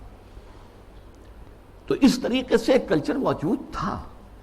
پھر یہ بھی تھا بند سنور کر نکلنا اور لوگوں کی نگاہوں میں کھبنا، یہ بھی عام تھا، اس کے اوپر کوئی پابندی نہیں تھی، مخلوط معاشرت تھی، یہ تھی۔ اب اسی معاشرت کے اندر اسلام نے تبدیلیاں کی۔ پہلی بات فرمائی وَقَرْنَ فِي بُيُوتِكُنَّ، مسلمان عورتوں، خواتین، تمہاری اصل جگہ تمہارا گھر ہے۔ بند سنور کر باہر نکلنا اور اپنے نسوانی حسن کی نمائش کرنا یہ ہرگز تمہارے لیے جائز۔ بلا تبرجن تبرج الجاہلیت الاولی، اور دیکھو جب گھر سے نکلتی ہو، نکلنا پڑے ضرورت سے، بول تو تمہاری اصل جگہ تمہارا گھر ہے۔ نکلنا ہے تو بھی جلباب جو ہے، جلباب اس کا ایک پلو اپنے چہرے کے آگے بھی لٹکا لیا کرو، نقاب کی شکل کے اندر، کہ چہرہ چھپ جائے۔ تمہارا جو نسوانی حسن ہے، جس کا سب سے بڑا انڈیکس جو ہے چہرہ ہوتا ہے، وہ عام لوگوں کی نگاہوں میں نہ آئے۔ یہ سارے احکام کائے کے لیے دیے گئے۔ اس معاشرے میں ایک تبدیلی کی گئی۔ دوپٹہ وہاں بھی تھا، بِخُمُرِهِنَّ جو سورہ نور میں آیا لفظ، خمار اوڑھنی کو کہتے ہیں۔ اوڑھنی ہوتی تھی اور عام عورت کام کرتے ہوئے اس کو اپنی کمر کے گرد کس لیتی تھی، کمر کس کے، لہذا کام کرتی تھی گھر کا، یا پھر یہ کہ گلے میں ڈال لیا۔ سر کو ڈھانپنا اور خاص طور پر جو اپنے سینہ ہے، سینے کو اس کے کور کرنا، یہ نہیں تھا، اس میں کہہ دیا تم اپنا جو ہے سر بھی ڈھانکو، اور وَضْرِبْنَ بِخُمُرِهِنَّ عَلَى جُيُوبِهِنَّ، اپنے گریبانوں کے اوپر اپنی اوڑھنیوں کے بکل مارو، تاکہ جو عورت کا نسوانی حسن ہے اس میں ایک بہت بڑا حصہ یہ بھی ہے، اس کو مزید چھپاؤ۔ کرتا تو پہلے سے تھا، لیکن یہ وَضْرِبْنَ بِخُمُرِهِنَّ عَلَى جُيُوبِهِنَّ، یہ جو تمہارے خمار ہیں، جو تمہاری یہ اوڑھنیاں ہیں، ان کے ذرا بکل بھی مار لیا کرو اپنے اوپر۔ اس نے وہ تہذیب پیدا کی ہے جس کا میں تذکرہ کر چکا ہوں کہ اس نے ہماری ایک طرز تعمیر بھی تبدیل کر دی، مردانہ اور زنانہ معاملہ، اور گھر بنانا، مورش آرکیٹیکچر خاص طور پہ دنیا کے اندر مشہور ہے، ٹاپ کے آرکیٹیکچرز میں سے۔ اور پھر یہ سارا جو نظام بنا ہے، اور یہ چلا آیا، انگریزوں کے دور میں بھی نہیں ختم ہوا یہ، اور فرانسیسی کہیں گئے، کہیں اور گئے، کوئی اور پورچوگیز گئے، ڈچ گئے، وغیرہ وغیرہ، اطالوی گئے، لیکن یہ تہذیب کا جو یہ سٹرکچر تھا یہ قائم رہا، انٹیکٹ رہا۔ اب اس کے خلاف جو مہم ہو رہی ہے وہ میں آپ کو بتا چکا ہوں کہ عالمی سطح پر ہے۔ جیسے یہ پردے کے معاملے میں، یہ پردہ جو کہ میں نے ایک بڑی مفصل تقریر کی تھی، پردے 4 ہیں، ایک نہیں 4۔ پہلا پردہ جو ایک پورے کرٹن کی طرح گویا کہ ہمارے پورے معاشرے کے اندر تنا ہوا ہے، وہ سیگریگیشن آف سیکسز، عورتوں اور مردوں کو علیحدہ کرو، مخلوط معاشرت نہ ہو۔ دعوت ولیمہ ہو رہی ہے تو ایک طرف عورتیں ہیں، دوسری طرف مرد ہیں، مخلوط نہیں۔ لیکن اب مخلوط بھی ہوتی، وہ تو جدید تہذیب جو ہے جیسے جیسے پھیل رہی ہے، اور کمال یہ کرتے ہیں کہ دولہا اور دلہن کو سجی سجائی دلہن کو لا کر جو ہے وہ وہاں پر اسٹیج پر بٹھا دیتے ہیں۔ بڑھ رہا ہے کینسر جو ہے وہ آگے سے آگے بڑھ رہا ہے۔ پہلا پردہ سیگریگیشن، ٹھیک ہے، کوئی کام کرنے کی پابندیاں نہیں ہے، تعلیم حاصل کرنے پر پابندی نہیں ہے، لیکن یہ کہ سیگریگیشن کے ساتھ ہوگا جو بھی معاملہ ہوگا۔ میں تفصیل سے کر چکا ہوں، وہ میری تقریر کے ویڈیو بھی ہیں، آڈیو بھی ہیں، وغیرہ وغیرہ، اور شاید وہ کہیں مضمون کی شکل میں میثاق میں چھپ بھی چکی ہو۔ اگلا پردہ کیا ہے کہ عورت گھر سے نکلے تو یا جلباب کے اندر لپٹی ہوئی ہو، اور یا یہ ہے کہ پھر اسی کی ایک شکل بن گئی، وہ لپٹی ہوئی بھی ہو، اپنے چہرے کے اوپر ایک اس کا حصہ پلو لٹکا بھی لے، اسی کی شکل بعد میں برقعے کی شکل میں آ گئی، آسانی ہو گئی۔ جلباب میں ہے تو آپ کا ایک ہاتھ جو ہے عورت کا وہ چادر کو سنبھالنے پر لگے گا، صرف ایک ہاتھ فری ہوگا، اگر آپ نے برقع اوڑھ لیا ہے اور نقاب بھی ڈالا ہوا ہے، دونوں ہاتھ فری ہیں. ڈاکٹر کے ہاں جانا ہے، بچے کو لے کر دکھانا ہے، بچے کو گود میں لیا اور ایک ہاتھ میں بوتل لے رکھی ہے دوا کے لیے، ورنہ یہ ہے کہ معاملہ مشکل ہو جائے گا. تو برقع اس کی ایک ارتقائی شکل ہے. تیسرا پردہ چار دیواری، گھر کے اندر صرف محرم داخل ہوگا، نہ محرم نہیں جائے گا، چاہے وہ آپ کا داماد ہے. لیکن داماد کی محرم صرف اس کی بیوی ہے، آپ کی ایک بیٹی ہے، دوسری بیٹیاں اس کی محرم نہیں ہے. ساس محرم ہے اور آپ کی بیوی آپ کی محرم ہے، وہ اگر آئی ہوئی ہے اپنے میکے میں ٹھیک ہے، لیکن یہ کہ اندر جو دوسری لڑکیاں ہیں وہ نامحرم ہیں، سالیاں جو ہیں وہ تمہاری محرم نہیں ہیں. یہ تیسرا پردہ ہے. چوتھا پردہ ہے ستر. محرموں کے سامنے بھی پورا جسم نہیں کھول سکتے، صرف چہرہ، سر کے بال بھی نہیں، ہاتھ اور پاؤں. یہ ستر کہلاتا ہے. یہ تیسرا پردہ ہے. ان تین چیزوں کے علاوہ کوئی جسم کا حصہ باپ کی نظر پہ بھی نہیں آنا چاہیے، بھائی کی نظر میں بھی نہیں آنا چاہیے. مستور رہے گی گھر کے اندر بھی مسلمان عورت. اس کے بعد جو ہے وہ صرف شوہر کا معاملہ ہے. یہ چار پردے ہیں اسلام میں. اس تہذیب کی بنیاد آج اس کی بے خکنی کی جا رہی ہے، ختم کیا جا رہا ہے، اور یہ ماسٹر سٹروک ہے. اسلامی تہذیب کی جڑ کھود دینے والی شے یہ. جیسے کہ میں نے عرض کیا کہ ایک کلچر تھا، اس کلچر کے اندر کچھ اضافہ کر دیا گیا. ایسے ایک مثال حج کی ہے. حج تو دور جاہلیت میں بھی ہو رہا تھا، بس یہ تھا کہ تلبیہ میں انہوں نے شرک شامل کر دیا تھا. لبیک اللہم لبیک، لبیک اللہم لبیک، لبیک لا شریک لک لبیک الا شریکا تملکہ وما ملک. میں حاضر ہوں پروردگار، میں حاضر ہوں، تیرا کوئی شریک نہیں سوائے اس شریک کے کہ جس کا تو ہی مالک ہے. اس کے پاس جو اختیارات ہیں وہ بھی تیرے ہی اختیار میں ہیں. یعنی وہ جو عیسائیوں کی تثلیث ہے، تین میں ایک، ایک میں تین، تو اس تلبیہ میں توحید بھی ہے اور جو ہے شرک بھی ہے، وہ ختم کر دیا گیا. اب تلبیہ کیا ہے؟ لبیک اللہم لبیک، لبیک لا شریک لک لبیک، ان الحمد والنعمت لک والملک لا شریک لک. بس یہی اصلاح کی گئی نا. تلبیہ پہلے بھی تھا، اب بھی.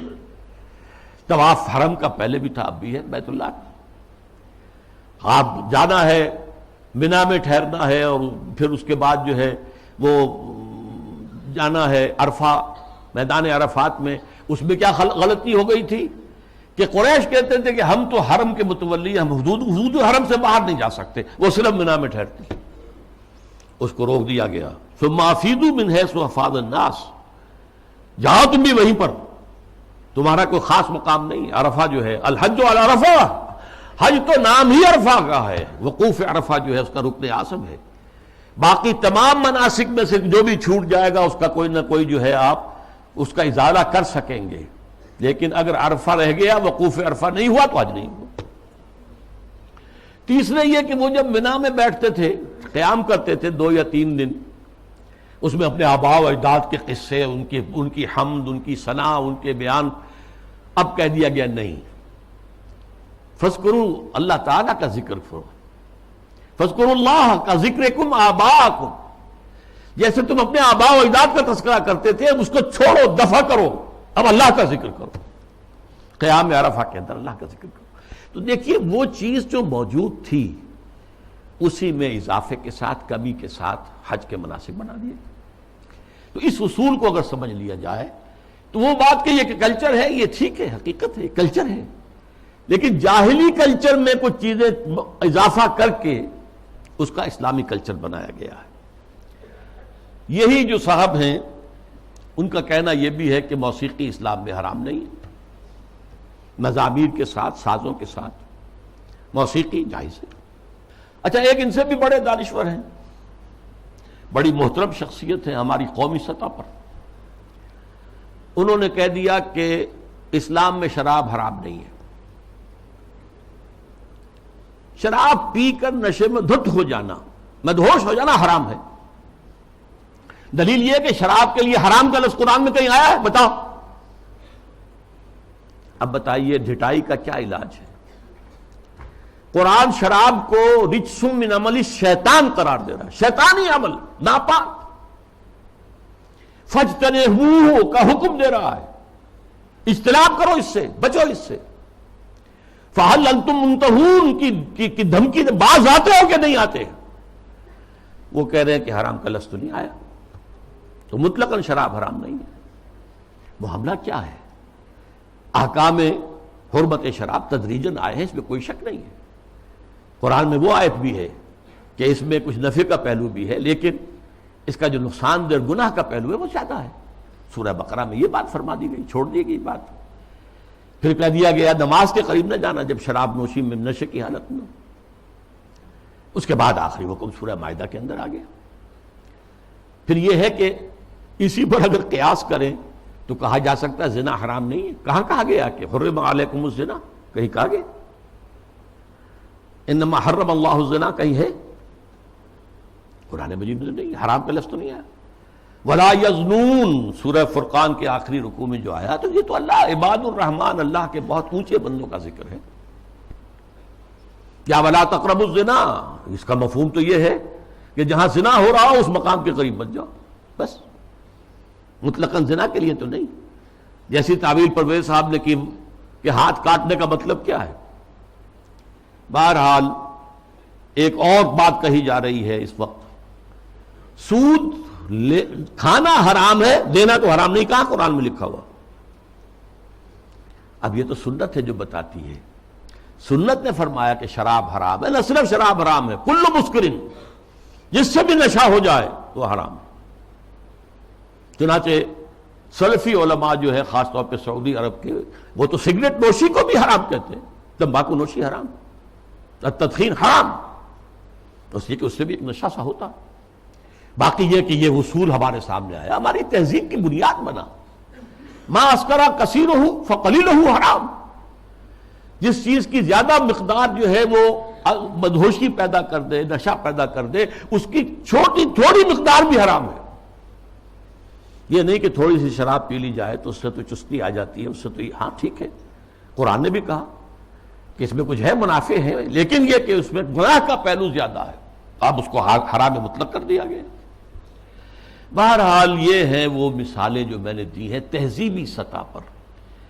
باقی جو اور کام ہو رہے ہیں جو اسلام کی بہکنی کے لیے، لیکن تہذیب، مسلمانوں کی تہذیب جو تاحال کچھ انٹیکٹ چلی آ رہی تھی اور ابھی کچھ اثرات اس کے باقی ہیں، جس سے کہ کلیش آف سویلائزیشن جو ہے اس کے اندر قرار دیا گیا مسلمان تہذیب جو ہے وہ ہمارے لیے ایک چیلنج ہے، جس کے لیے کہ اب ایک بڑا میڈیا اور اربوں ڈالر خرچ کیے جا رہے ہیں۔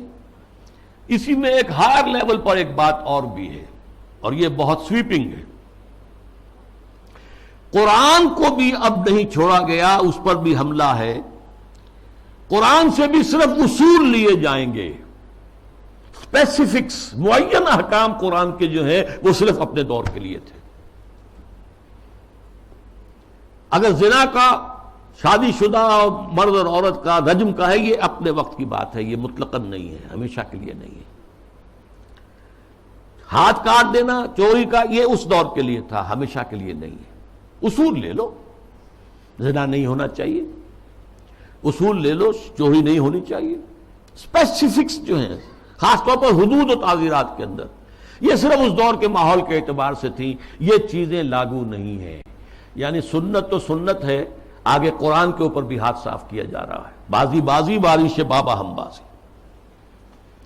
حالانکہ یہ بات نوٹ کر لیجئے کہ یہ ختم نبوت کی نفی ہے، اس لیے کہ تکمیل نبوت و رسالت جو ختم نبوت کا لازمی تقاضا ہے، اس کا مطلب تو یہ ہے کہ ہدایت آخری آ چکی اور دین کی تکمیل ہو چکی۔ الیوم اکملت لکم دینکم واتممت علیکم نعمتی ورضیت لکم الاسلام دینا۔ اگر دین ابھی عثمانی میں مکمل نہیں ہوا تھا اور قرآن جو ہے لفظ لفظ اس کا اگر لازم نہیں ہے تو ابھی نبوت ختم نہیں ہونی چاہیے تھی، پھر تو ابھی وحی کا دروازہ کھلا رہنا چاہیے تھا، جیسا کہ غلام محمد قادیانی نے کہا۔ اگر تو یہ چیزیں جو ہے ابھی اور تمدنی ارتقاء کے ساتھ، حالات کی تبدیلی کے ساتھ خود قرآن کے اندر بھی کوئی رد و بدل ہو سکتا ہے، تو پھر گویا کہ ہم نے ختم نبوت کی مہر توڑ دی۔ اسی لیے یہ ختم نبوت کا فتنہ، اس کی نفی، اس کی مہر کو توڑنا، غلام احمد قادیانی اور سنت کی اس طرح کی نفی جو غلام احمد پرویز کے ہاتھوں ہوئی ہے، یہ آپس میں بہت ایک دوسرے سے قریب ہے، حاصل دونوں کا ایک ہی ہے۔ اب جو نتیجہ میں نکال رہا ہوں، اس گمراہی کا جادو جو ہے وہ اب سر چڑھ کر بول رہا ہے، اور ایک عظیم سیلاب کے مانند اسلام کی بچی کھچی تہذیبی اقدار کو بھی ختم کرنے پر تلا ہوا ہے۔ آخر میں عرض کروں گا کہ اس کا علاج کیا ہے۔ واقعہ یہ ہے کہ علاج آسان نہیں ہے، لیکن ہمیں اپنی نجات کے لیے، اخروی فلاح کے لیے اپنی سی محنت اور سعی اور جہد کرنی ہی کرنی ہے، پیسیولی نہیں لینا ہے۔ ہاں باطل کا طوفان ہے، بہت سخت ہے، ٹھیک ہے، لیکن کھڑے رہنے کی کوشش کرنا، بلکہ اس کا رخ موڑنے کی کوشش کرنی۔ اصل تو اس کا رخ موڑے گا اگر کسی وقت اللہ کرے کہ یہ پاکستان کے نصیب میں ہو کہ کسی ملک میں اگر اسلامی نظام مکمل قائم کر کے دکھا دیا جائے دنیا کو، اس کی برکات لوگوں کو بچشم سر نظر آ جائے، تب اس دجالیت کا توڑ ممکن ہوگا، اس سیلاب کا رخ موڑا جا سکتا ہے۔ لیکن اس اصول کو عام کرنا، خود اپنے ذہن کے اندر بٹھا لینا کہ کتاب اللہ اور سنت رسول اللہ لازم و ملزوم ہے، ان کے درمیان متن اور شرح کا تعلق ہے، رشتہ جو ہے متن اور شرح، ایک متن ہے ایک اس کی شرح ہے، اور اس کی حتی الامکان ہر مسلمان تبلیغ کرے، اسے پھیلائے اپنے رشتہ داروں میں، اپنے قریبی لوگوں میں، اپنے عزیزوں میں، جہاں کام کرتا ہے وہاں کے جو اپنے کولیگز ہیں ان میں۔ اور دوسری اور اہم تر بات کیا ہے، ہم خود قائم رہے پورے کے پورے اسلامی اقدار پر، ہم اپنے گھروں میں اسلامی پردہ نافذ کریں، ستر و حجاب کے احکام نافذ کریں، یہ تو ہم کر سکتے ہیں۔ ابھی ہمارے ملک میں مصطفیٰ کمال پیدا نہیں ہوا، ٹھیک ہے، ایک شخص نے اس کو مشرف صاحب نے آئیڈیل قرار دیا، لیکن ابھی کسی نے پردہ جو ہے اس کو لازماً منسوخ نہیں کیا، جیسا کہ ترکی میں ہو گیا۔ لیکن یہ کہ اگر ہم نے کیا ہے تو خود کیا ہے، مغربی تہذیب کو خود اپنے سینے سے لگایا۔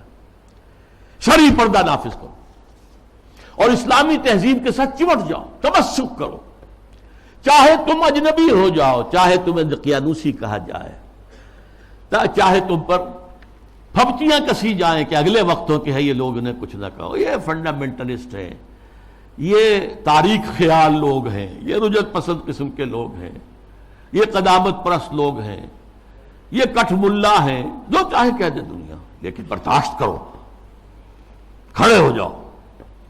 وہی حدیث، اسی پر میں اپنی بات ختم کروں گا جو میں نے سنائی تھی، بدا الاسلام غریباً وسیعود کما بدا۔ آج اسلام کے غربت کا سب سے بڑا دور آ چکا ہے۔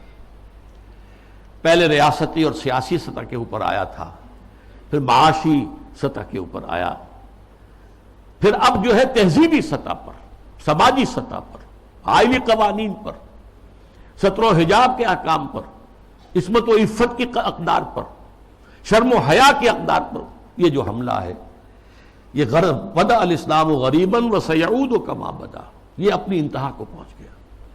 فطوبی للغرباء، تو ان لوگوں کے لیے تہنیت ہے، مبارکباد ہے جو اسلام کی اس غربت اور اجنبیت کے دور میں خود غریب بن جائیں، اجنبی بن جائیں، تانے سنیں لیکن کھڑے رہیں، اسلام کو اور اسلامی اقدار کو سینے سے لگائے رکھیں، چمٹے رہیں۔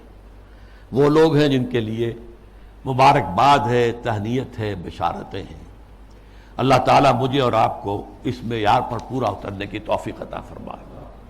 الحمدللہ الذی ہدانا لہذا وما کنا لنہتدی لولا ان ہدانا اللہ۔ جو بھی اللہ نے ہمیں ہدایت اپنی کتاب اور اپنے رسول کی سنت کے ذریعے سے عطا کی ہے، اس پر قلب کی گہرائیوں سے شکریہ ادا کیجئے۔ الحمدللہ الذی ہدانا لہذا وما کنا لنہتدی لولا ان ہدانا اللہ۔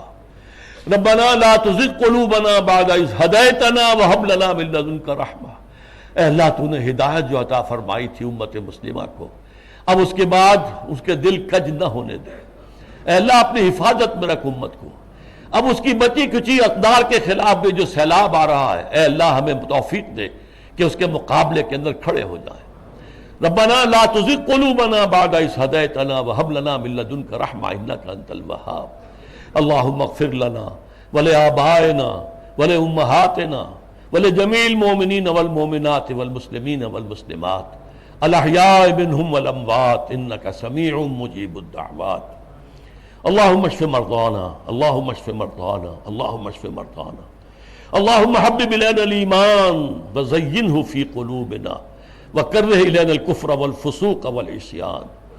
وصلى الله تعالى على خير خلقه محمد وبارك وسلم تسليما كثيرا كثيرا.